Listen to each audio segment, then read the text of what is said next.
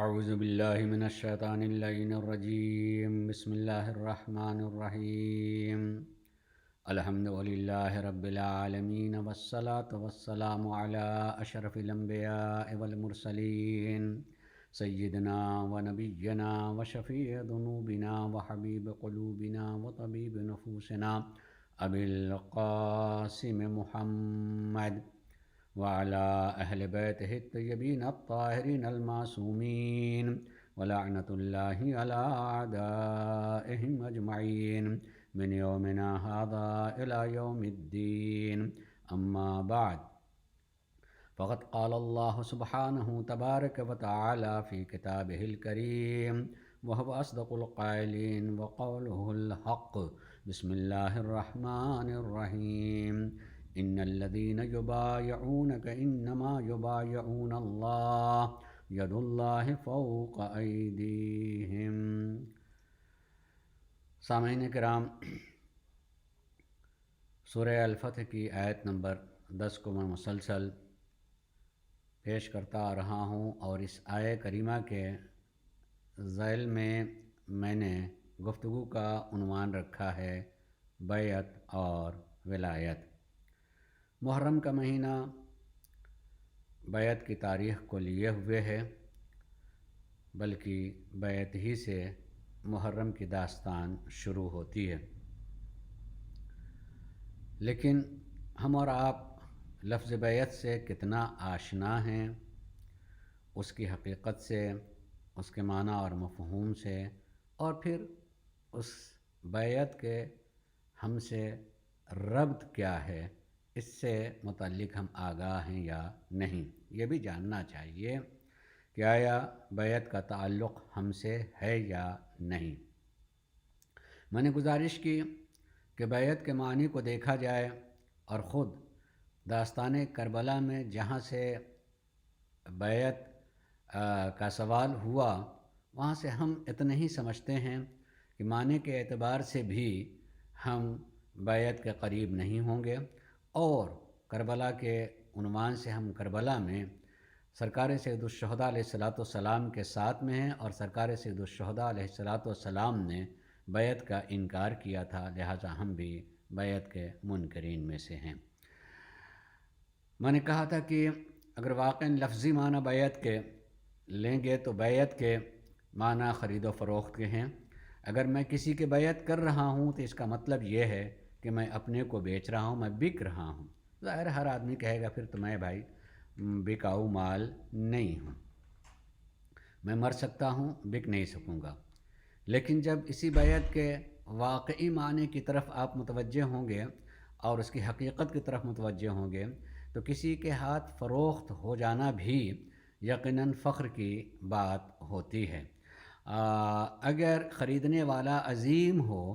تو عظیم شخصیت کے ہاتھوں پہ بک جانے کا مطلب اپنی عزت ہے، اپنی آبرو ہے، اپنا وقار ہے، اپنی بلندی ہے۔ اس لیے جس بلند نے مجھے خرید لیا میں خود اتنا ہی بلند ہو گیا، جیسا کہ خود سرکار مولائے کائنات حضرت علی بن ابی طالب علیہ السلام نے اپنے نفس کو بیچا، یعنی اپنی ذات کو بیچا، مگر کس کے مقابلے میں بیچا؟ کس کے مقابلے میں بیچا ہے؟ وہ بیچا ہے اللہ کے ہاتھوں پہ بیچا ہے اپنے کو، اور جو اللہ کے ہاتھوں پہ اپنے کو بیچ دیا کرتا ہے، یقین خریدنے والا اللہ ہے، تو اسی اعتبار سے اس کی عظمت بھی ہوتی ہے۔ تو بیعت اسی لیے شناخت کے بعد ہوتی ہے کہ ہم پہچانیں، ہم جانیں کہ کس کے ہاتھ پر بیعت کر رہے ہیں۔ بیعت تو ہماری ضرورت ہے، اور ہمیں کسی نہ کسی کے بیعت میں رہنا ہے۔ بغیر بیعت کے یقیناً کوئی معنی نہیں رکھتا ہے۔ بیعت ہونی چاہیے، اور بیعت کسی ایسے کے ہاتھ میں ہونا چاہیے جو بیعت کے لائق ہو۔ اور اس کے لیے میں ایک لفظ کہا ہوا دہرا دوں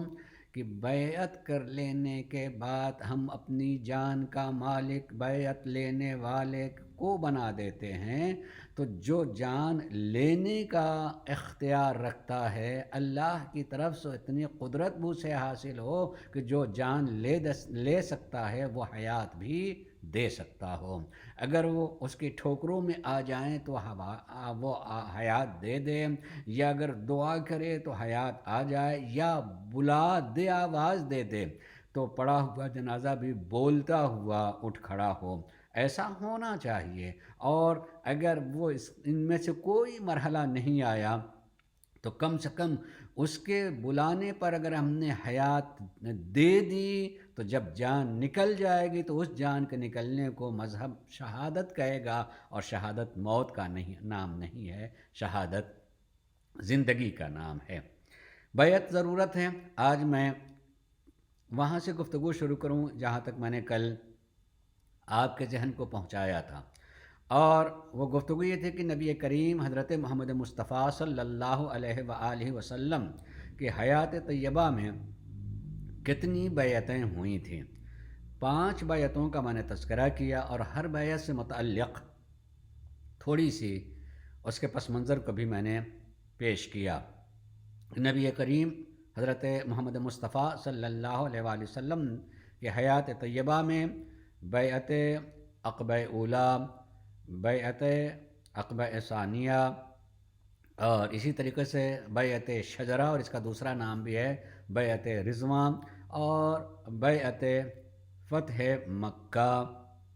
اور آخری بیعت جو سرکار نبی کریم صلی اللہ علیہ وآلہ وسلم کی حیات میں ہوئی ہے وہ ہے بیعت غدیر۔ میں نے ان بیعتوں کو بتایا کہ یہ بیعتیں مختلف قسم کی تھیں۔ بیعت عقبہ اولیٰ و ثانیہ، یہ دونوں بیعتیں بیعت اطاعت تھی، کہ کچھ باتوں کا نام لے کر کے کہ ان باتوں کے خلاف ورزی تمہیں نہیں کرنا ہوگی، اور بیعت رضوان یا بیعت شجرہ بیعت جہاد تھے، کہ ہم جہاد کے لیے یہاں رکیں گے، اور اگر کافروں نے حملہ کیا تو اس جہاد میں سب کے سب شریک ہوں گے اور کوئی پیٹھ نہیں دکھائے گا۔ یہ بیعت جہاد تھی۔ اور اگر بیعت غدیر کو دیکھا جائے تو یہ بیعت اطاعت مطلقہ، کہ ہر ایک سے بیعت لینے کے لیے نبی کریم نے کہا کہ علی کی بیعت کرو، امیر المومنین کہہ کر کے بیعت لو، اور بیعت کر کے آ کے مجھے مبارکبادی دو۔ چونکہ نبی کریم نے غدیر میں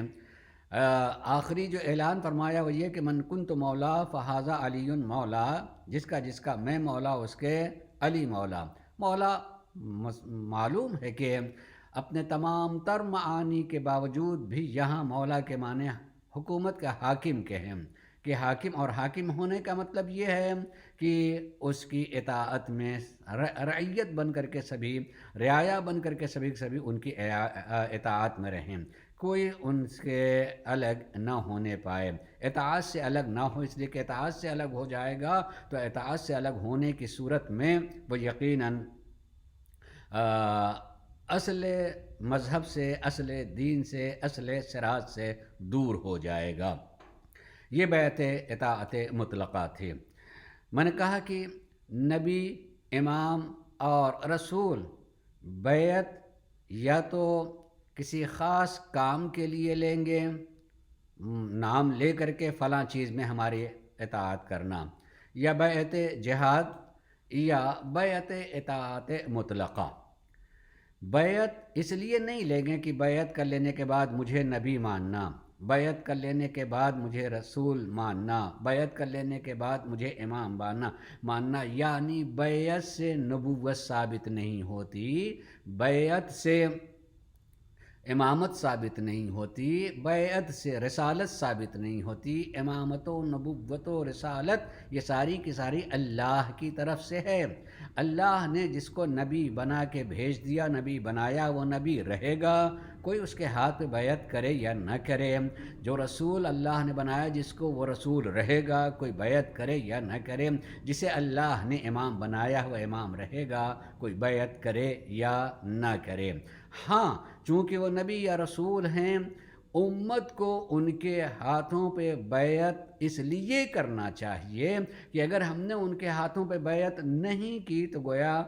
ہم بے سہارا ہو جائیں گے، اس دنیا میں بھی بے سہارا رہیں گے اور آخرت تک پہنچنے میں بھی ہم راستے سے کہیں بھی بھٹک سکتے ہیں، کہیں بھی الگ ہو سکتے ہیں۔ لیکن اگر ہم نے بیعت کر لیا، یعنی اپنے کمزور ہاتھ کو اس کے ہاتھ میں دے دیا، تو وہ ہمیں سہارا دے کر کے مسلسل جہاں تک پہنچانا ہے وہاں تک پہنچائیں گے۔ یاد رکھیے گا عزیزان گرامی، بیعت کی ہماری ضرورت ہے کہ ہم بیعت کریں، اور بیعت کو سمجھ کے کرنا چاہیے کہ کس کی بیعت کی جائے۔ رہا یہ کہ سرکار مولا کائنات حضرت علی بن ابی طالب علیہ السلام کے ہاتھوں پر لوگوں نے آ کر کے بیعت کی، اور بیعت کرنے کے بعد جب مولا کائنات نے قبول کر ہی لیا، چونکہ ایک بڑی بھیڑ نے آ کر کے جو ہے بیعت کی تھی، اور جب اتنی بڑی جماعت نے آ کے بیعت کی تو اس وقت جو ہے آخر میں امام نے اپنا فریضہ سمجھا کہ چلو جب آ گئے ہیں اور سب نے میرے ہاتھ پہ بیعت کر لی ہے تو میں اس ذمہ داری کو قبول کر لیتا ہوں۔ اس وقت خلافت کی ذمہ داری کو قبول کیا۔ امام تو ہیں، کوئی بیعت نہ بھی کرتا تب بھی وہ امام رہتے، لیکن جو اب تک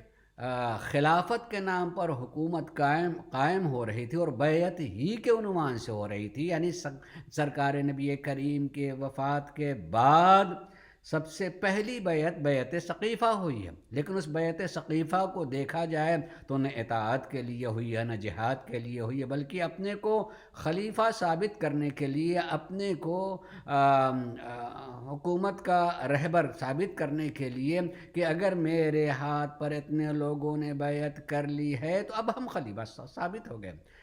واقعی معنی میں اللہ نے جن کو خلیفہ بنایا ہے ان کی خلافت بیعت سے ثابت نہیں ہوتی ہے، کوئی بیعت کرے نہ کرے، چونکہ اللہ نے خلیفہ بنایا ہے لہٰذا وہ خلیفہ رہیں گے۔ جیسے میں 8ویں امام حضرت امام علی الرضا علیہ السلام کے واقعے میں آپ کو انشاءاللہ پتہ ہوگا، اور صرف اشارے کے طور پر اتنی بات کہوں گا کہ آپ غور کیجئے گا اشارتاً، کہ جب سرکار مولا کائنات سرکار حضرت امام علی الرضا علیہ السلام کو خلیفہ نے اپنا ولی عہد بنایا ہے، تو ولی عہد تو بعد میں بنایا، پہلے اس نے یہ بات کہی تھی کہ خلافت آپ ہی کی ہے، آپ ہیں اصل میں خلیفہ۔ یہ سن کر کے آج بھی ہمیں اور آپ کو حیرت ہوگی کہ اتنا جلدی سے ایسے کیسے مان لیا کہ خلیفہ اس خلافت کو آپ قبول کر لیں۔ اس وقت امام نے ایک جملہ کہا تھا جب اس نے خلافت ہی پیش کر دی کہ نہیں، خلافت آپ کا حق ہے،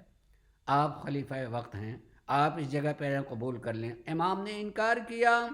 تو انکار کرنے والا اچھا تھا ولی عہد ہی قبول کر لیں۔ بہرحال وہ مکمل واقعہ ہے اور جس کے پیچھے بہت سارے اسرار بھی ہیں، جن اسرار کی بنیاد پر سرکار امام رضا علیہ السلام نے قبول کیا تھا، اور جب قبول کر لینے کے بعد آپ نے دعا کی تھی کہ پروردگارہ جیسے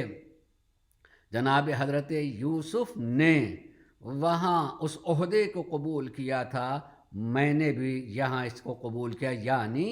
جناب حضرت یوسف کا اس بادشاہ کی جگہ کو قبول کر لینا اور وہاں کی وزارت کو قبول کر لینا اس بات کی دلیل نہیں ہوتی کہ جس کے ہاں میں نے قبول کر لیا اس سے جو میرے اوپر والا ہے وہ برحق ہے، وہ برحق، اس کے قبول کرنے سے برحق ثابت نہیں ہوتا، حالات نے اور ضروریات نے اور اللہ نے چاہا کہ اس جگہ سے یہ کام نکلے لہٰذا انہوں نے قبول کیا۔ ایسے ہی سرکار امام رضا علیہ السلام نے، مگر سرکار امام رضا علیہ السلام نے خود خلافت کے جب انکار کیا تو اس میں ایک بات کہی تھی کہ آپ یہ بتائیں کہ اگر اللہ نے آپ کو خلیفہ بنایا ہے تو اللہ نے اگر آپ کو خلافت دی ہے تو آپ کسی دوسرے کو دینے کا حق نہیں رکھتے، اور اگر خلافت آپ کی چیز ہی نہیں ہے، یعنی اللہ نے آپ کو خلیفہ بنایا ہی نہیں اور خلافت آپ کی چیز ہی نہیں ہے، تو جو چیز آپ کی نہ ہو وہ دوسرے کو کیسے دے سکتے ہیں؟ یہ دو جملے، مگر کتنا عظیم جملہ ہے یہ اس میں کہ اللہ نے اگر خلیفہ بنا دیا ہے تو اس سے نہ کوئی چھین سکتا ہے، اور نہیں وہ جو بنا ہوا خلیفہ جس کو اللہ نے خلیفہ بنایا ہے وہ اپنی جگہ کسی دوسرے کو دے کے اپنے کو الگ کر لے، ایسا بھی نہیں ہو سکتا۔ اللہ نے خلیفہ بنایا ہے، اللہ نے نبی بنایا ہے، اللہ نے رسول بنایا ہے، لہذا کوئی نبی درجہ نبوت کو کسی کے حوالے نہیں کر سکتا، کوئی رسول رسالت کو کسی کے حوالے نہیں کر سکتا، کوئی امام امامت کو کسی کے حوالے کر کے اپنے کو الگ نہیں کر سکتا ہے۔ اللہ نے سارے صفات سے نواز کو اسی کو بنایا ہے اور اس کے برابر کوئی دوسرا ہو ہی نہیں سکتا، لہٰذا یہ لباس اپنا اتار کے کسی دوسرے کو نہیں دے سکتا۔ اور اگر اللہ نے بنایا ہی نہیں تو چیز ہی اس کی نہیں ہے، جب چیز اس کی نہیں ہے تو یہ کیا کہنا کہ میں خلافت آپ کو دے رہا ہوں؟ دونوں چیزوں کو واضح کر دیا۔ عزیزان گرامی، اس لیے امام نے اگر قبول کر لیا ہوتا تو یہ بہرحال ایک عام بات ہو جاتی کہ دیکھیے انہی نے خلافت کو قبول کیا اور خلافت کو قبول کر کے اس بات کا اقرار کر لیا ہے کہ اسی دنیا میں خلیفہ بنایا جاتا اور خلافت کو قبول کر لیا ہے، اور جہاں بنانے سے خلیفہ بنتا ہے یہاں بھی بنایا گیا لہذا خلیفہ ہو گئے، اللہ کی طرف سے نہیں ہے۔ عزیزو، پھر اس کے بعد سوچئے گا کہ سرکار مولائے کائنات نے بیعت کے بعد خلافت کی جگہ کو قبول کیا ہے، اس جگہ پہ آ گئے ہیں، مگر اس اعلان کے بعد، اس اعلان کے ساتھ ساتھ میں آئے ہیں کہ اگر تم کسی اور کے پاس چلے جاؤ، یعنی جو عہدہ میرے پاس اللہ کی طرف سے ہے، تمہارے بیعت سے وہ چیز نہیں ہے، تم کسی کو اپنا امیر بنانا چاہتے ہو جا کے بنا لو، مگر میرے ہی دروازے پہ آ گئے ہو اور تمہاری ضد ہے کہ نہیں میں اس امور کو میں خود لوں، تو ایک سوال پیدا ہوتا ہے کہ اگر وہ جگہ جو خلافت کی جگہ تھی وہ جگہ صحیح نہیں تھی تو مولائے کائنات اس جگہ پہ کیوں آئے؟ اس کے لیے بس ایک چھوٹی سی بات کہوں گا کہ دیکھیے صاحب، اگر دیوار پر کہیں کوئی چیز خراب کی گئی ہے اور کوئی چیز سیڑھی لگا کر کے یا کوئی اونچی چیز لگا کر کے آپ نے دیوار میں کہیں سوراخ کر دیا ہے یا دیوار کو کچھ خراب کیا ہے،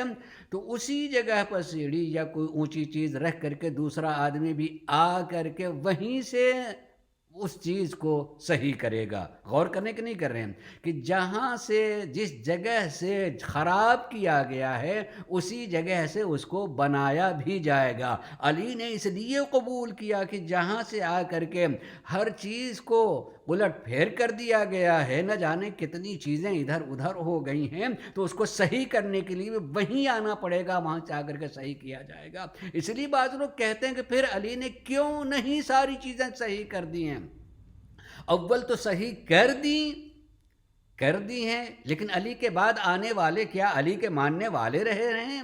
علی کے دشمن رہے ہیں آنے کے بعد؟ پھر انہی نے، اور حضرت علی نے بھی صحیح کرتے ہوئے یہ بات کہی تھی کہ اگر ہم ساری چیز کو اس کی اپنی جگہ پر فوراً لے آئیں تو یہ جتنے لوگ ہیں، یہ قوم کا اور رعایا جتنے ہیں، دو باتوں میں سے ایک طرف چلے جائیں گے، یا تو یہ کہیں گے کہ یہ علی خدا نہ کردہ اپنے راستے سے ہٹ گئے ہیں، کیا وہ تین اور اس سے پہلے جتنے تھے وہ غلط تھے اور یہی صحیح ہیں، یا یہ کہہ کر کے مجھے چھوڑ دیں گے، مجھے غلط کہہ دیں گے کہ یہی غلط ہیں، یا دین ہی چھوڑ دیں گے کہ وہ آتے ہیں تو یہ کہتے ہیں اور یہ آتے ہیں تو یہ کہتے ہیں، لہٰذا ہم اس دین ہی میں اور اس چیز ہی میں نہیں رہیں گے۔ لہٰذا دھیرے دھیرے، یعنی کسی چیز کو صحیح کرنے کے لیے پہلے عقل کو صحیح کرنا ہوتا ہے، جب عقل اس کے برابر آ جاتی ہے اور سمجھنے کے لائق ہو جاتی ہے تب جو اسے سمجھایا جاتا ہے۔ سرکار نبی کریم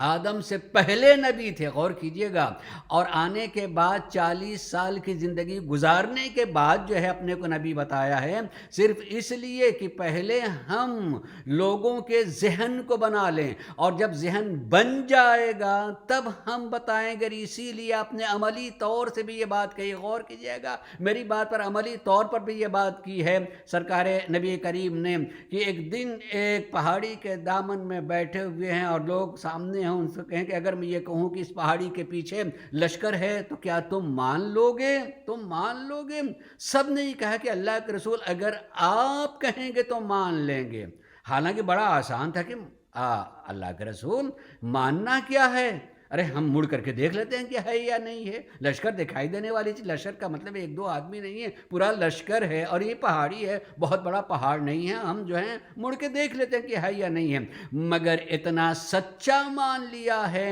کہ ان کا زبان اور کردار، ان کے گفتگو اور کردار میں کوئی فرق نہیں ہے. جو بولتے ہیں وہی کرتے ہیں، جو کرتے ہیں وہی بولتے ہیں. لہذا ذہن ایسا بنا دیا تھا کہ جو میں کہوں گا اسے بغیر دیکھے بھی مان لیں گے. یہ ذہن کیوں بنایا تھا؟ اس لیے کہ جو لوگ دیکھی جانے والی چیز کو بھی بغیر دیکھے مان لیں، اس قوم کو، اس ملت کو، اس رعایا کو، اس امت کو ان چیزوں کو بھی منوانا ہے جو اس دنیا میں دیکھی نہیں جا سکتی. جنت ان سے منوانا ہے، فرشتے ان سے منوانا ہے، جہنم بھی انہی سے منوانا ہے. اس کوئی چیز دیکھی جانے والی نہیں ہے. کوثر ان سے منوانا ہے، سب کچھ منوانی ہے. تو جو چیز دیکھ سکتے ہیں، ذہن ایسا بن جائے کہ بغیر دیکھے مان لیں، ہم ان سے آسانی سے اتنی ذہن کی تعمیر کے بعد منوا سکتے ہیں کہ اللہ ہے، ملائکہ ہیں، جنت ہے، جہنم ہے، اور وہ ویسے مانیں گے جیسے دیکھ کے مانی جاتی ہے. عزیزان گرامی، آج تھوڑی سی بات ابتدائی طور پر زیادہ ہو گئی. میں بیعتی کی طرف پھر آگے آ رہا ہوں کہ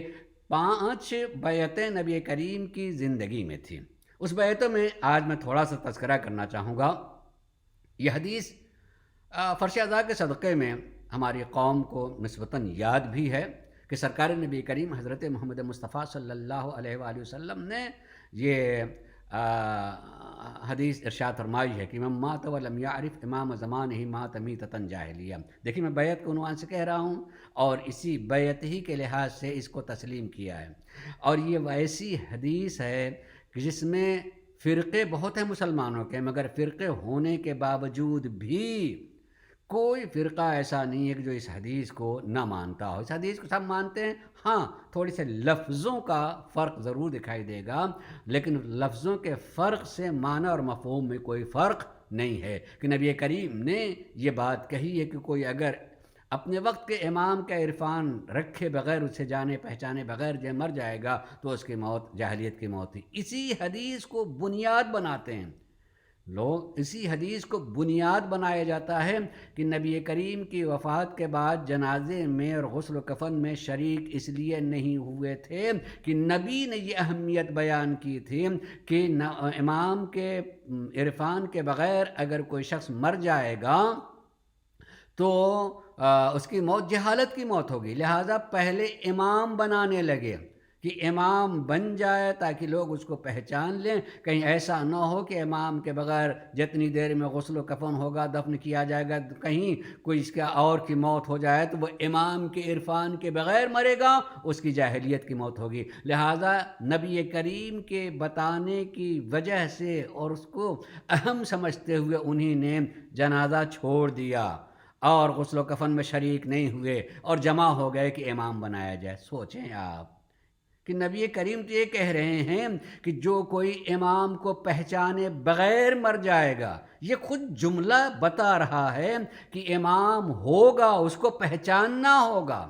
امام ہوگا، اسے صرف پہچاننا ہے. امام بنانے کی بات نہیں کہہ رہے ہیں بلکہ امام پہچاننے کی بات کریں نبی کریم. لیکن اپنی بات کو صحیح ثابت کرنے کے لیے کہ نہیں، کوئی امام بنایا نہیں تھا، امام ہے، لہٰذا ہم نے کہیں کوئی آدمی امام کے پہچان کے بغیر نہ مر جائے، اس لیے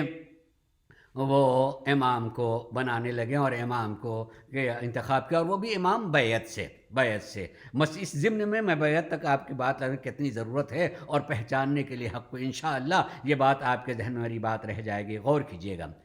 میری اس بات پر عزیزان گرامی. بہت اہم بات ہے. علامہ امینی صاحب الغدیر، آپ کو پتہ ہے کہ غدیر کے اوپر سب سے اہم اور جامع کتاب جو لکھی گئی ہے الغدیر ہے. اور الغدیر کے لکھنے والے علامہ امینی کے بہت بڑے عالم تھے، اور جب کبھی کوئی انسان علم کے اعتبار سے بڑے مرحلے پہ پہنچ جاتا ہے تو بہرحال لوگ ان کے پاس آتے بھی ہیں اور ان کو بلاتے بھی ہیں. علامہ امینی علیہ الرحمہ کے لیے علماء کی نشست ہوئی اور ہر فرقے کے علماء آئے. جب سب آئے اور بیٹھے تو جہاں کھانا پینا ہوا، گفتگو ہوئی، اسی میں اس علمی مجمع میں یہ طے ہوا کہ ہر عالم دین ایک حدیث پیش کرے اور اس کے صحیح ہونے پر اگر کسی کو اعتراض ہو تو وہ بتائے کہ یہ حدیث محکم ہے، نہیں ہے، صحیح ہے، نہیں صحیح ہے، اگر صحیح ہے تو کیوں صحیح ہے، اور نہیں صحیح ہے تو کیوں صحیح نہیں ہے۔ بیٹھے اور ہر عالم دین نے جتنے وہاں موجود تھے ایک ایک حدیث کو پیش کیا، اس پر گفتگو ہوئی، اور جب علامہ امینی کی باری آئی تو علامہ امینی نے اسی حدیث کو پیش کیا کہ سرکار نبی کریم حضرت محمد مصطفیٰ صلی اللہ علیہ وآلہ وسلم کا فرمان ہے کہ من مات ولم یعرف امام زمانہ مات میتۃ جاہلیہ۔ اس حدیث کو پیش کر کے خود آپ نے کہا کہ کوئی ہے کہ جو اس کی عدم صحت کے بارے میں کوئی گفتگو کرے کہ یہ حدیث صحیح نہیں ہے؟ جتنے لوگ اور جتنے فرقے کے لوگ وہاں موجود تھے سب نے ایک زبان ہو کر کے کہا کہ نہیں، یہ حدیث صحیح ہے۔ سرکار نبی کریم نے ارشاد فرمایا اور سب ہم اس کو مانتے ہیں اور یہ صحیح حدیث ہے۔ جب سب نے اس کو تسلیم کر لیا تو علامہ امینی نے ایک جملہ کہا کہ اس حدیث کو صحیح مان لینے کے بعد صرف مجھے ایک سوال کرنا آپ حضرات سے کہ نبی کریم جب یہ فرمایا کہ اگر کوئی شخص امام وقت کو پہچانے بغیر اس دنیا سے چلا جائے تو اس کی موت جاہلیت کی موت ہوتی ہے، میں آپ سے سوال کرنا چاہوں گا کہ رسول اللہ کی وہ بیٹی جس کی تعظیم کے لیے خود رسول کریم کھڑے ہوا کرتے تھے، اپنے مقام پر لا کے بیٹھایا کرتے تھے، دست بوسی کیا کرتے تھے، مجھے آپ سب حضرات یہ بتا دیں جب تک وہ زندہ رہی ہیں ان کا امام کون تھا؟ جب تک وہ زندہ رہیں ان کا امام کون تھا؟ بغیر امام کے مانے کوئی اس دنیا سے چلا جائے، بغیر امام کو پہچانے کوئی اس دنیا سے چلا جائے تو اس کی موت جاہلیت کی موت ہوگی۔ نبی کی وہ بیٹی جس کی نبی تعظیم کرتے ہوں، جس کی پیشانی کا بوسہ لیتے ہوں، جس کے ہاتھ کو خود نبی کریم چومتے ہوں، نبی کریم جن کو خود لا کر کے اپنی جگہ پہ بیٹھاتے ہوں، اس شان کی مالکہ، کیا آپ کو جاننے کی ضرورت نہیں ہے کہ نبی کریم کے بعد آخر انہی نے امام کو پہچانا یا نہیں پہچانا؟ کس کو امام مانا تھا؟ بس جس کو فاطمہ امام مان کر کے گئی ہیں اسی امام کو اگر امام مان لیا جائے اور سلسلہ باقی رہے تو یقین جانیے کہ دین ایک راستے پہ آ جائے اور ساری رعایا اور رعیت جو ہے راہ مستقیم پہ آ جائے گا، راہ مستقیم پہ آ جائے گا۔ گویا کہ علامہ امینی نے بیعت کو بتایا کہ بیعت ضرورت ہے، ایمانے میں ایمانہ بیعت کی ضرورت ہے کہ ہم وقت کے امام کو پہچانیں۔ اگر ہم نے وقت کے امام کو پہچان لیا تو گویا ہم نے اس کی بیعت کر لی ہے، وہ سامنے ہے تو جا کر کے ہاتھ اس کے ہاتھ میں دے دیں گے، اور اگر سامنے نہیں ہے تو دل اس کے ہاتھ میں ہوگا، ہم دل سے اس کے ساتھ میں ہوں گے اور اسی کی محبت کو دین و دنیا کی دولت مانیں گے کہ ہمیں دین ملا ہی نہیں ہے مگر انہی کی وجہ سے، ہم دین کو دین اس لیے مانتے ہیں کہ انہی نے ہمیں عطا کیا ہے، بتایا ہے اور اس حد تک ہمیں پہنچایا ہے، وہی صراط مستقیم ہیں، انہی کے بتائے ہوئے نقش قدم پر ہمیں چلنا، بنائے ہوئے نقش قدم پر ہمیں چلنا ہے، یقیناً اس کے حوالے ہو جائے گا۔ اگر وہ سامنے موجود نہیں ہیں اور اگر موجود ہیں تو جا کے اپنے ہاتھ دے کے کہے گا کہ میرا پورا وجود آپ کے حوالے ہے، جہاں کہیں گے وہاں ہم حاضر رہیں گے، اگر آپ کے کہے پر ہم اس دنیا سے اٹھ گئے تو شہید ہوں گے، اور اگر آپ کی محبت میں بھی مر گئے، بستر پہ ہوں گے تب بھی شہید ہوں گے۔ یہ ہے بیعت کے معنی اور بیعت کی ضرورت، اس لیے بیعت کی ضرورت ہے، یہ علامہ امینی۔ اور اسی طریقے سے ایک اور بھی مربوط ہے اور اسے بیعت کو آپ سمجھ سکتے ہیں، سبھی انشاءاللہ نام کو جانتے ہوں گے اور ابھی وہ زندہ ہیں۔ حضرت حجت الاسلام آغائے محسن قرائتی بڑے اچھے خطیب ہیں ایران میں، بڑے اچھے مؤلف اور مصنف ہیں، اور ان کا بیان کیا کہنا، بہت ساری انہوں نے کتابیں لکھی، ان میں آپ نے تفسیر قرآن بھی لکھی ہے، تفسیر نور، خود ان کا بیان ہے، خود انہی کا اپنا بیان ہے، اور میں نے اپنے کانوں سے انہی کی زبان سے سنا، اور ابھی وہ زندہ بھی، کوئی معلوم بھی کر سکتا ہے کہ کہنے لگے کہ تقریباً آج سے 20 سال پہلے، میں غور کیجیے گا 20 سال پہلے مجھے پاکستان جانے کا اتفاق ہوا، اور جب میں گیا تو وہاں یونیورسٹی اور کالج کے استاد پروفیسر لوگ جمع ہوئے کہ میں ان کے درمیان کچھ گفتگو کروں دین اور مذہب کی۔ میں ٹھیک تیار ہوگا کہ ٹھیک میں ان کے درمیان میں گفتگو کروں گا۔ میرے ساتھ میں جتنے لوگ تھے اور جو میرے میزبان خود پاکستان کے اندر تھے، انہوں نے کہا کہ یہ جتنے لوگ ہیں ہمارے مسلک سے تعلق نہیں رکھتے ہیں، خیال رکھیے گا، یہ سرزمین پاکستان ہے، ذرا خیال رکھ کے گفتگو کیجیے گا، اور یہ اپنے لوگوں میں سے نہیں۔ غور کیجیے گا جیسے میں پھر بیعت سے متعلق کہہ رہا ہوں کہ کیسے ہاتھ کو پہچاننا چاہیے اور پہچان کر کے ان سے قریب ہونا چاہیے، تاکہ ہم یہاں بھی مطمئن رہیں۔ جب یہاں مطمئن رہیں گے تو عالم برزخ بھی ہمارے لیے اطمینان کی دنیا ہوگی، عالم حشر بھی ہمارے لیے اطمینان کی دنیا ہوگی۔ کہا کہ خیال رکھیے گا گفتگو میں۔ ان کے آغا مسئلہ کراتی کہتے ہیں نہیں، آپ مطمئن رہیں، ہم کو اس سے مذہبی گفتگو سے، فرقوں کی گفتگو سے کوئی تعلق نہیں، بس ہم ایک دینی گفتگو کریں گے۔ گفتگو کرنے کہ میں جب گفتگو کر رہا تھا، اس میں بعض سامعین میری گفتگو کو غور سے سن رہے تھے، اور خالی غور ہی سے نہیں سن رہے تھے بلکہ مختلف جگہوں پر تعریف کر رہے تھے، اور ایک جگہ تو ایک شخص نے، پروفیسر نے داد دی اور انہیں تعریف کرتے ہوئے کہا احسن، مگر افسوس ہے کہ آپ شیعہ ہیں۔ اور کیجیے گا، افسوس ہے کہ آپ شیعہ ہیں، یہ جملہ مجھے ذرا سا کانوں میں ناگوار سا لگا، گزرنا چاہیے بھی، جیسے انہوں نے کہا کہ کیا عمدہ بات کی، مگر افسوس ہے کہ آپ شیعہ ہیں۔ تو یعنی کہ میں وہاں ٹھہر گیا، اور ٹھہر کر کے میں نے ایک بات کہی، اور کیجیے گا دیدو، بات کرو انشاءاللہ آپ کے ذہن میں رہ جائے گی بات، کہ جب اس نے یہ بات کہی کہ مجھے افسوس ہے کہ اگر آپ شیعہ ہیں، کیا عمدہ باتیں کہہ رہے ہیں، مگر افسوس کہ آپ شیعہ ہیں۔ کہا کہ نہیں بھائی، اگر آپ کو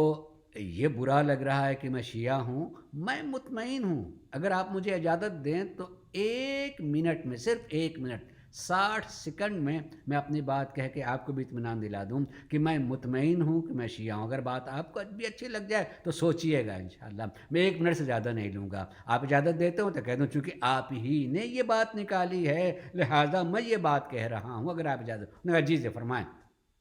کہا گھڑی دیکھ لیجئے، 1 منٹ سے زیادہ نہیں کہوں گا، اور گھڑی دیکھیے 1 منٹ سے تو انہوں نے کہا کہ میں نے کہا کہ نبی کریم کے زمانے میں مذاہب نہیں تھے، بلکہ اللہ کے رسول کو نمونۂ عمل سب مانتے تھے، وہی ہمارے لیے نمونۂ عمل تھے۔ رسول اللہ کے بعد مذاہب اور فرقے بنے ہیں، اور جتنے فرقے اگر دیکھیں آپ تو ان فرقوں کو دیکھیے گا تو وہ اپنے دینی مسائل میں 4 بڑے علماء کو مانتے ہیں، 4 بڑے علماء کو مانتے ہیں، چاہے وہ ابو حنیفہ ہوں، چاہے شافعی ہوں، چاہے احمد بن حنبل ہوں، 4 فقہا کو مانتے ہیں، 4 بڑے عالم ہیں، اور انہی کے فقہ کو تسلیم کرتے ہیں۔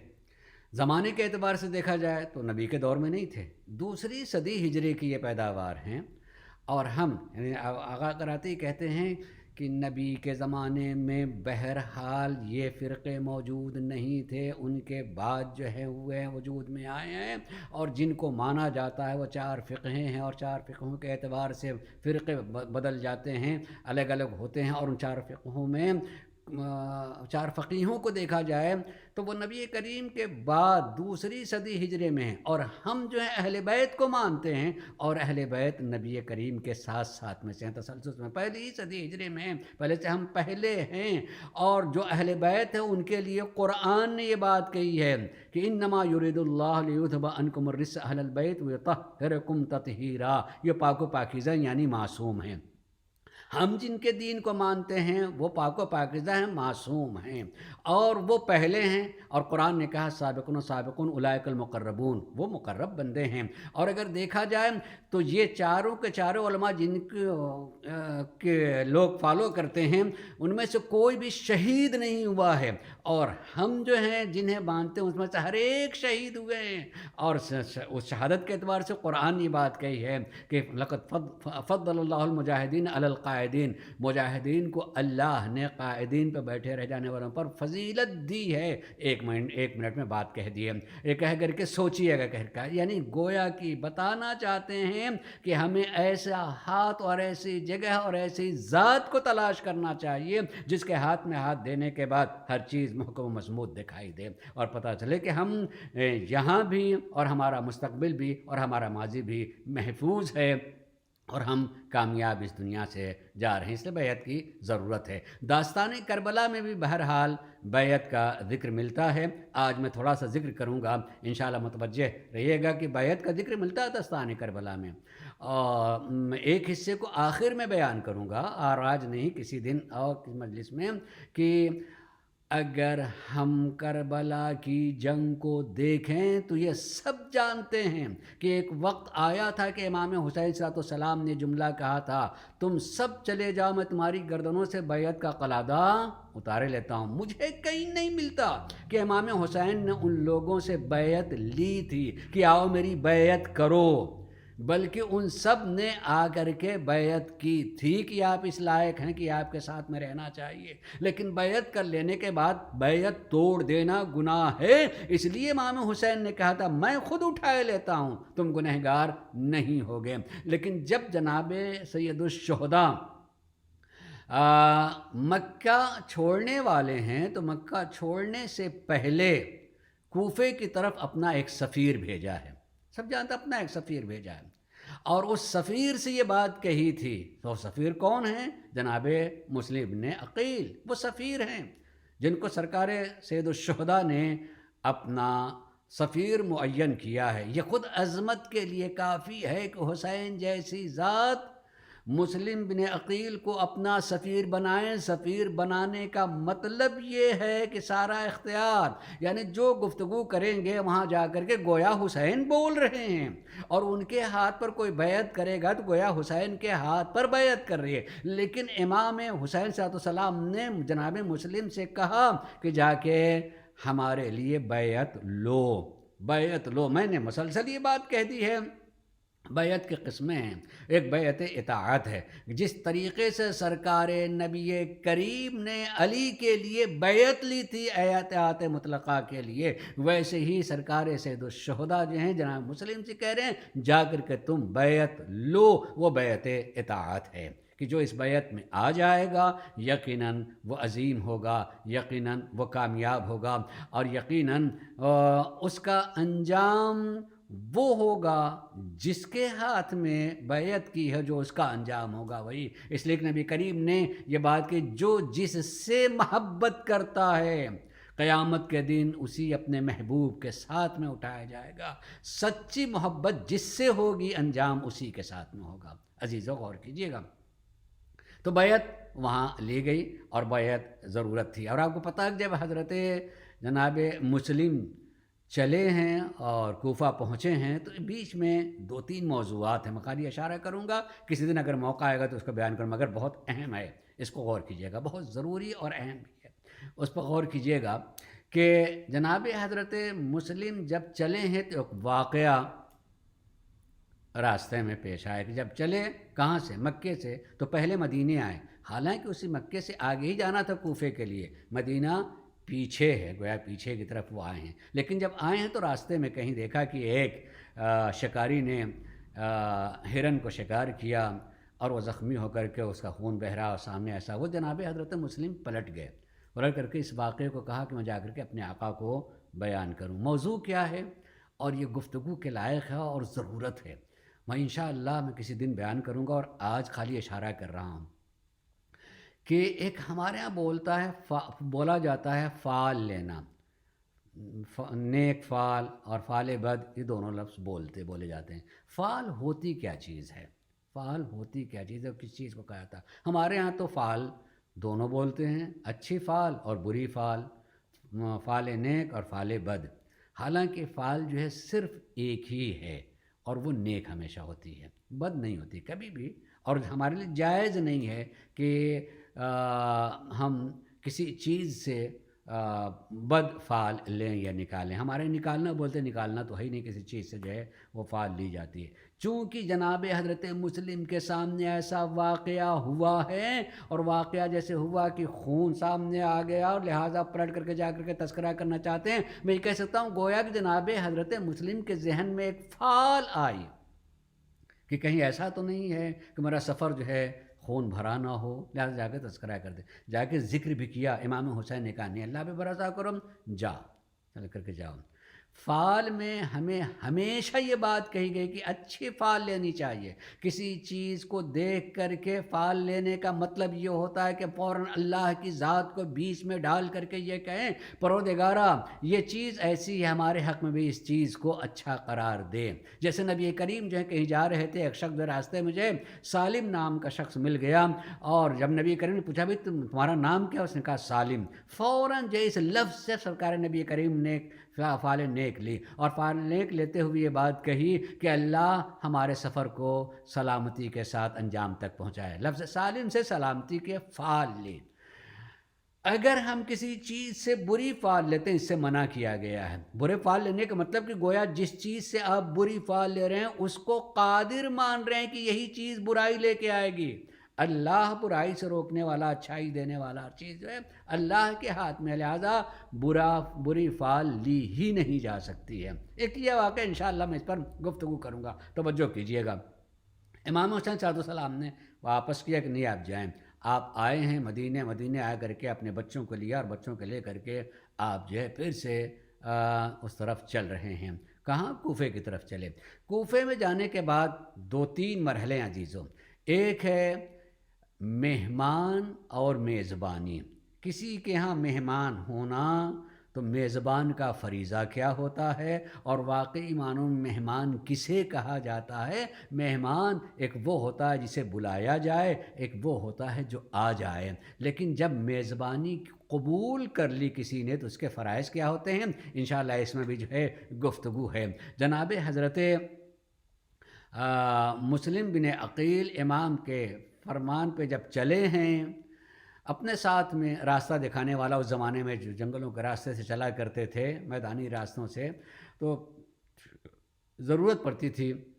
ایسے تجربہ کار کی کہ جو راستہ جاننے والا ہو، لے کے چلے تھے، لیکن اتنے مسائل مشکلات سے گزرے کہ 2 تھے راستہ بتانے والے، دونوں کی موت آ گئی، دونوں راستے ہی میں مر گئے، مگر جناب حضرت مسلم اپنے بچوں سمیت کوفے پہنچ جاتے ہیں۔ کوفے پہنچ کر کے سب سے پہلے جن کے یہاں آپ مہمان ہوئے ہیں وہ جناب مختار تھے۔ مختار کے ہاں آپ مہمان ہوئے ہیں، اور جب آپ وہاں پہنچیں تو پہلے ہی چند دنوں میں 18,000 لوگوں نے آ کر کے بیعت کر لی تھی۔ یہاں بھی بیعت مانگی نہیں ہے، بیعت لوگوں نے آ کے کی، اور پھر اس کے بعد جو آپ نے چند دن جب رہے تو اس میں یہاں تک تاریخ ملتا ہے کہ 30,000 لوگوں نے بیعت کر لی۔ یہ خبر جو ہے پہنچ جاتی ہے شام تک، لہذا شام کے سے نے اپنے ایک گورنر کو، عبید اللہ ابن زیاد کو، جو یہاں کا کوفے کا گورنر نہیں تھا، اس کو لکھا کہ تم آ کر کے کوفے کی گورنری سنبھال لو، اور بشیر بن نعمان بن بشیر کو جو ہے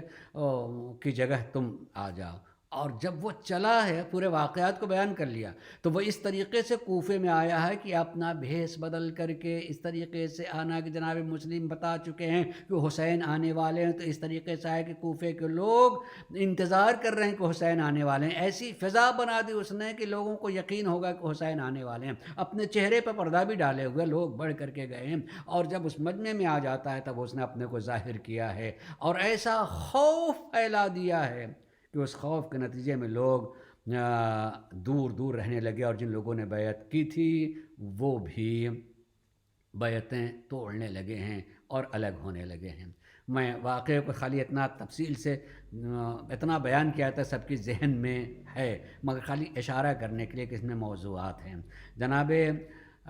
حضرت مسلم جناب مختار کے گھر سے بھی نکل گئے اور جناب ہانی کے گھر میں آ گئے۔ جناب ہانی کے گھر میں آئے ہیں، اب مختار کے گھر میں نہیں ملے ہیں، کس کو؟ عبید اللہ ابن زیاد کو۔ تو اب پتہ لگانا ہے کہ کہاں ہیں۔ اس نے ایک شخص کو جس کا نام معقل تھا، اس کام پہ لگا لیا، جاسوسی کا کام کرنے والا، یہاں تک کہ وہ پہنچ جاتا ہے جناب ہانی بن عروہ کے گھر میں، اور وہاں جا کر کے ایک طرح سے نوکری کر لیتا ہے، اور ساری چیزیں اس نے پتہ لگا لی کہ یہاں ہیں اور کیسے اور کس طریقے سے بات کرتے ہیں۔ میزبانی اور مہمانی بھی اس میں موضوع ہے، اور جب جا کر کے معقل نے سارا بیان بتا دیا، تب جو ہے عبید اللہ نے جناب ہانی کو بلوایا اور بلوا کر کے کہا کہ تم نے اپنے گھر میں مہمان رکھا ہے۔ جناب ہانی نے پہلے انکار کیا، جیسے ہی جب انکار کیا تو اس نے معقل کو بلا کر کے سامنے کھڑا کر دیا۔ جیسے ہی معقل کو دیکھا تو جناب ہانی نے ایک جملہ کہا کہ نہیں، میں نے مہمان نہیں رکھا ہے، وہ میرے ہاں مہمان آئے ہیں، اور آنے والے مہمان کو میں نے قبول کیا، میں نے مہمان بلایا نہیں ہے۔ پھر اس نے کہا عبید اللہ بن زیاد نے کہ جو کچھ بھی ہوا ہو اب ہمارے حوالے کر دیں۔ جناب ہانی بن عروہ نے یہ بات کہی کہ یہ تو ہو ہی نہیں سکتا ہے،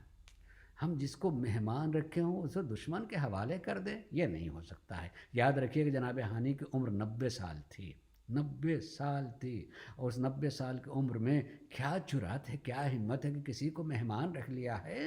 تو مہمان ہم نے اس کو مہمان قبول کیا ہے، اسی کو ہم دشمن کے ہاتھ میں حوالے کر دیں، یہ ممکن ہی نہیں ہو سکتا ہے، ممکن نہیں ہے۔ 500 کوڑے مارنے کا حکم دے دیا، اور واقعاً 500 کوڑے مارے گئے۔ نتیجے میں جو ہے اس لائق نہیں رہ جاتے ہیں جناب ہانی بن عروہ، اور وہ مرحلہ بھی آ جاتا ہے کہ جاں بر نہ ہو سکے اور شہید ہو جاتے ہیں۔ تفصیل تو بہت ہے، لیکن جب شہید ہو جاتے ہیں اور جناب مسلم بن عقیل تک یہ بات پہنچتی ہے کہ جناب ہانی کو قتل کر دیا گیا ہے، تو آپ نے وہ گھر چھوڑ دیا، کوفے میں نکل گئے، اور نکل کر کے آپ جو ہیں ایک مسجد میں چلے جاتے ہیں جو معمولاً استعمال میں کم تھی، وہاں لوگ نہیں آتے تھے، اکیلے چلے گئے، وہاں جا کر کے رات گزار لی۔ بھوک ہے اور پیاس ہے، کہاں رات سے نہ پانی ہے نہ کھانا ہے، صبح ہوئی ہے تو آپ نے چاہا کہ کسی طریقے سے کہیں نکلنے کا کوئی راستہ شاید مل جائے، نہیں ملا۔ کوفے سے جس راستے پہ جا رہے ہیں وہاں ہزاروں کے پہرے پڑے ہوئے ہیں، اور اس ہزاروں پہرے سے باہر نہیں نکل پا رہے ہیں۔ آپ نے اپنے گھوڑے کو چھوڑ دیا اور پیدل چلنے لگے ہیں۔ پیدل چل کر کے آپ گلی میں آئے ہیں، آپ جانتے ہیں گلی میں آئے، اور گلی میں آ کر کے دیکھا کہ ایک خاتون اپنے گھر کے دروازے پہ کھڑی ہو کر کے بے چینی سے کسی کو دیکھ رہی ہے۔ جب اس نے جناب مسلم کو دیکھا تو کہا بھئی تم کون ہو، یہاں کیوں، حالات ٹھیک نہیں ہیں، تم یہاں سے چلے جاؤ۔ جناب مسلم نے خالی اتنا کہہ دیا کہ میں بہت پیاسا ہوں، اگر ہو سکے تو مجھے تھوڑا سا پانی پلا دیجئے۔ اس خاتون نے بڑھ کر کے گھر میں جا کر کے پانی لیا اور پانی پلا دیا۔ پانی پینے کے بعد بھی جناب مسلم گئے نہیں، بلکہ دیوار کے سہارے سے وہیں بیٹھ جاتے ہیں۔ جیسے جب وہیں بیٹھ گئے ہیں تو ایک مرتبہ اس خاتون نے دوبارہ دروازے پہ آ کے دیکھا کہ وہ مسافر اب بھی بیٹھا ہوا ہے، تم تو پانی پی چکے ہو، کیوں نہیں چلے جاتے؟ سر جھکا لیا۔ جس کا گھر ہی نہ ہو تو وہ جائے کہاں، جس کا گھر یہاں نہ ہو جائے کہاں، تم کون ہو؟ فوراً رشتہ بتا دیا، میں محمد و علی کا بھتیجا ہوں، حسین کا بھائی ہوں، اور مدینے کا رہنے والا ہوں۔ جیسے ہی علی و محمد کے نام کو سنا، دل جو ہے منہ کو آنے لگا کہ اتنی عظیم شخصیت یہاں ہمارے گھر میں، جلدی سے گھر میں بلا لیا۔ اتنی عزت اور اتنے وقار تو ہے کہ یہ خاندان رسول سے تعلق رکھنے والے لا کے گھر میں بلا لیا۔ لیکن تھوڑی ہی دیر کے بعد جو ہے وہ گلی بھی فوجیوں سے بھرنا شروع ہو گئی۔ غیرت کا تقاضا تھا کہ کسی خاتون کے سہارے رہیں، اور خالی اس گھر میں رہنے کی وجہ سے کہیں اس پر بھی حرف نہ آ جائے، اس خاتون پر بھی حرف نہ آئے، لوگ اس کے پیچھے بھی نہ پڑ جائیں، لہٰذا آپ جو ہیں اس گھر سے نکل جاتے ہیں۔ جنگ کی ہے، ایسی جنگ کی ہے کہ محمد بن اشعث نے لکھ دیا دربار میں کہ ہمیں اور فوجیوں کی ضرورت ہے۔ کہا 30